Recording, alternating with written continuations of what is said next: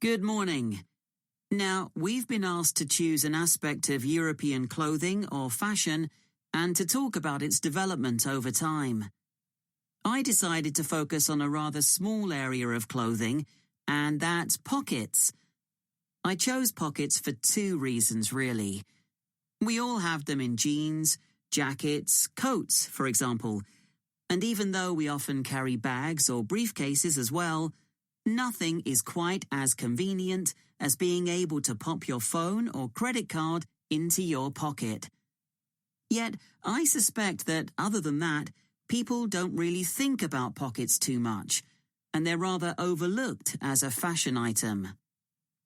It's certainly very interesting to go back in time and see how pockets developed for men and women. In the 18th century, fashions were quite different from the way they are now, and pockets were too.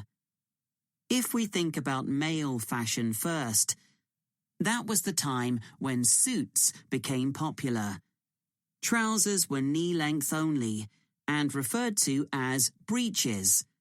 The waistcoats were short and the jackets were long. But all three garments were lined with material, and pockets were sewn into this cloth by whichever tailor the customer used. The wearer could then carry small objects such as pencils or coins on their person and reach them through a gap in the lining.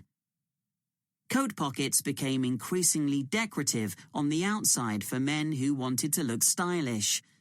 But they were often larger but plainer if the wearer was someone with a profession who needed to carry medical instruments, a doctor or physician, for example.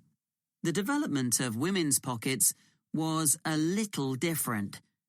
For one thing, they weren't nearly as visible or as easy to reach as men's.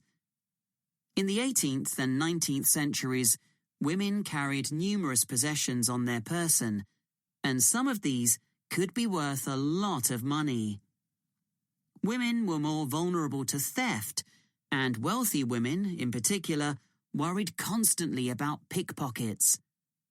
So, what they did was to have a pair of pockets made that were tied together with string. The pockets were made of fabric, which might be recycled cloth if the wearer had little money, or something more expensive, such as linen, sometimes featuring very delicate embroidery.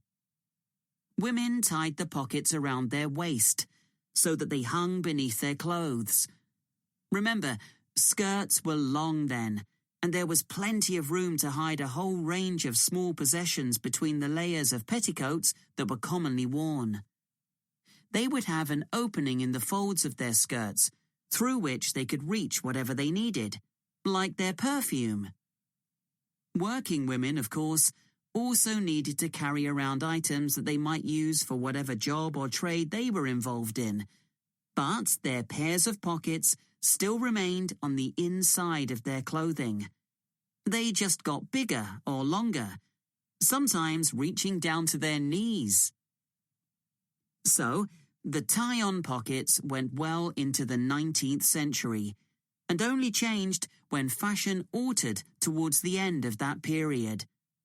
That's when dresses became tighter and less bulky, and the pairs of pockets became very noticeable.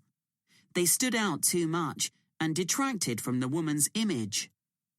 Women who had been used to carrying around a range of personal possessions and still wanted to, needed somewhere to carry these items about their person.